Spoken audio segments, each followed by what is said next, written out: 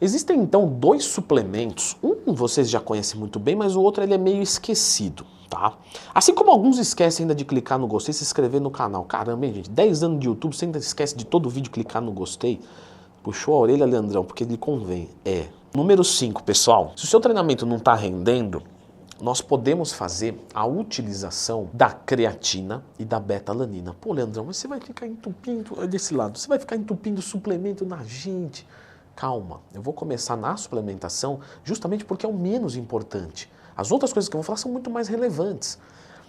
Creatina e beta-alanina, tá? A creatina, ela ajuda na ressíntese da adenosina difosfato para trifosfato, ADP para ATP, trifosfato, ADP, difosfato. Usei o ATP, perdi um fosfato, ele vira o quê? Difosfato. O que a creatina e a beta-alanina, que é esquecida, vão fazer? Vai ajudar a sintetizar, ressintetizar. Então você melhora um pouco mais a performance do seu treinamento. Ah, Leandro, mas isso aí faz aumentar uma repetição a mais. Você faz o que de peito?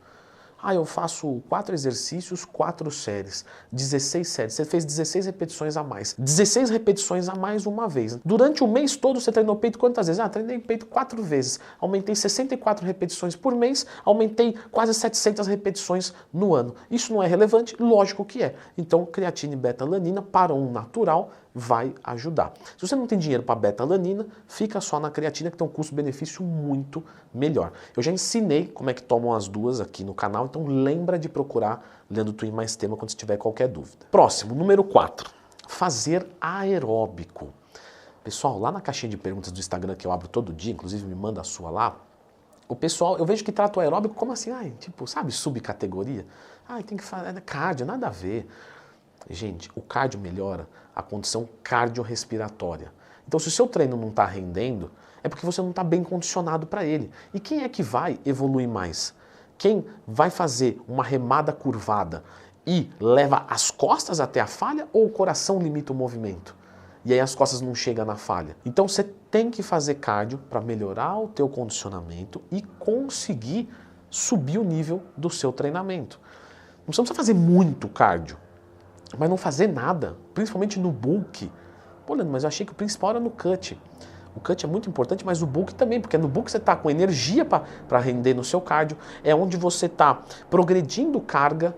Então o cardio ele é muito importante. Faça cardio. Basicamente, todos os meus alunos da consultoria, eu passo o cardio para eles. Quando é que eu tiro o cardio? Quando eu estou trabalhando com um aluno que tem um metabolismo acelerado e um apetite que ele não está conseguindo comer. E aí eu falo, não adianta eu colocar um gasto de 200 calorias, sendo que ele não está conseguindo comer. Então eu tiro o cardio dele para ele poder evoluir. Mas já assim o avisando, olha, não estamos passando cardio, tá?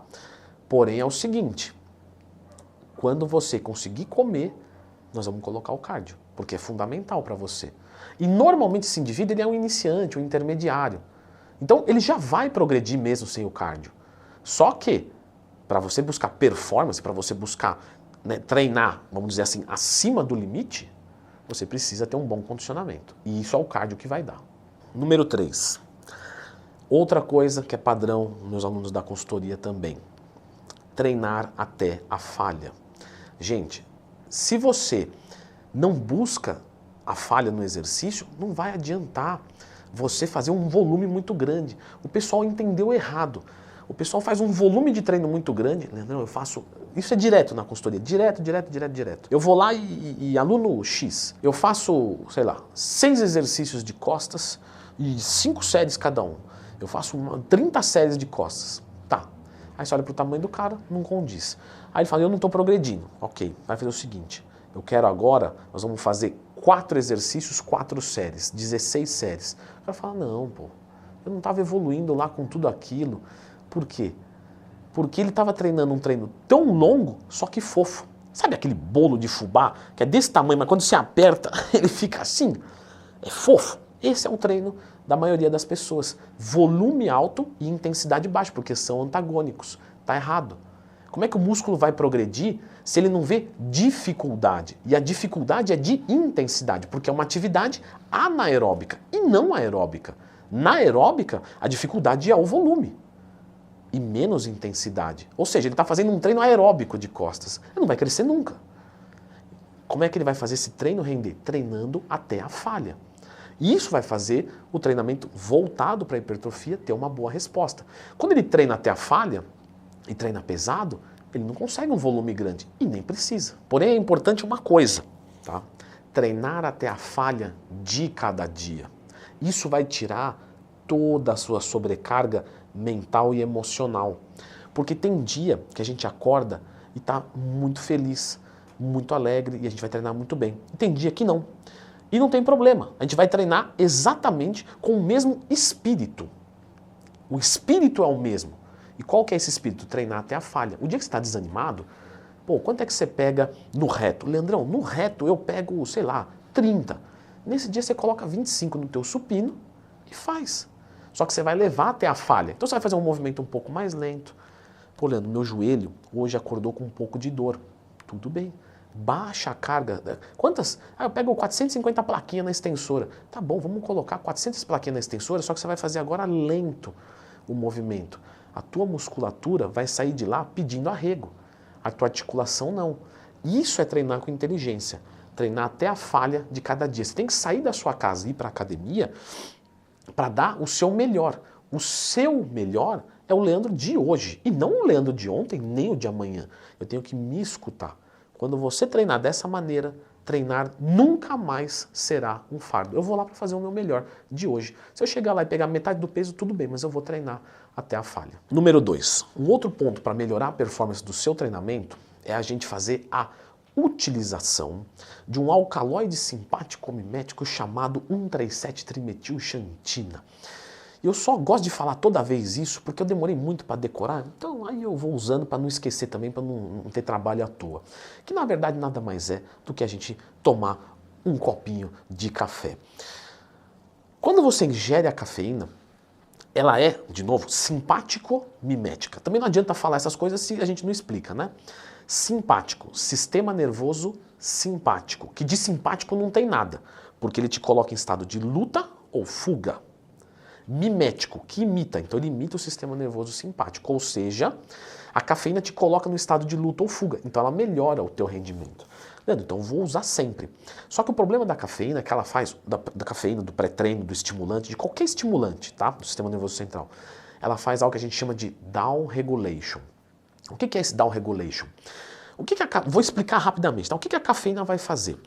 Ela vai, nós temos alguns sítios de adenosina. A adenosina, quando ela se liga nesse receptor, ela causa fadiga. A cafeína vem e ocupa antes esse sítio e não permite que a adenosina se ligue. E aí você, fica legal para treinar. Só que o que vai acontecer? A adenosina fica aqui, ó, fala, alguém sentou na minha cadeira e eu tô aqui. Tanto é que quando passa o efeito da cafeína, liga tudo e você dá aquela quedona. Que é que nem o caminhoneiro que toma um rebite e aí ele desmaia no volante por causa disso. Que quando a droga sai, a adenosina toda se liga e o cara apaga.